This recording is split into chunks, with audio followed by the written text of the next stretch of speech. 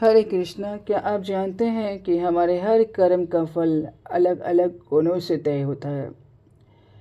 सात्विक कर्म से शांति मिलती है, रजोगुणी कर्म से दुख और तमोगुणी कर्म से केवल अज्ञान। भगवान श्री कृष्ण कहते हैं, कर्मणा सुकृतस्याहु सात्विकम निर्मलम फलम, रजसस्तु फलम दुखम, अज्ञानम तमस फलम। सात्विक कर्म का फल निर्मल और शुद्ध होता है, रजोगुणी कर्म का फल दुख होता है और तमोगुणी कर्म का फल अज्ञान होता है। पुण्य कर्म सात्विक कहलाते हैं। इनमें शांति, पवित्रता और संतोष मिलता है, परंतु यह भी भौतिक सुख है, पूरी तरह निर्मल नहीं है, क्योंकि इसमें रज और तम का अंश जुड़ा है।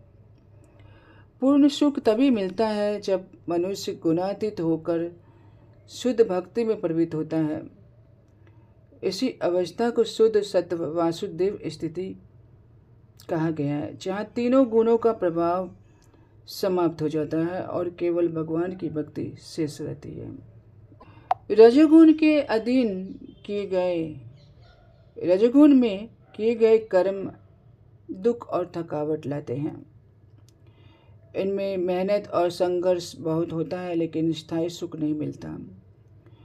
कोई व्यक्ति बड़ा बिजनेस या मकान बनाने के लिए दिन रात परिश्रम करता है। वह धन और मान तो पा जाता है, परंतु इसके पीछे चिंता, तनाव और अशांति उसका बना रहता है। यह कोई वास्तविक सुख नहीं है। और तमोगुण में किया गया कर्म, इसमें व्यक्ति अपने कर्मों का परिणाम नहीं समझ पाता और दूसरों को भी हानि पहुंचाता है। जो लोग नशा करते हैं, मांसाहार या हिंसा में लगे रहते हैं, वे यह नहीं समझते कि यह सब उन्हें अगले जन्म में भारी कष्ट देगा। परंतु भगवान की भक्ति से घोर तम पाप भी नष्ट हो जाते हैं। यदि कोई तमोगुणी व्यक्ति भी भक्तों का संग करता है, प्रसाद ग्रहण करता है, नाम जब सुनता है, तो वह धीरे धीरे पापों से मुक्त होकर भगवान की शरण में आ जाता है। तो शुद्ध सुख केवल भक्ति और शुद्ध सत्व में है। रोजाना नाम जप, प्रसाद, सत्संग और शास्त्र पठन से धीरे धीरे हम तीनों गुणों से ऊपर उठकर भगवान की शरण पा सकते हैं।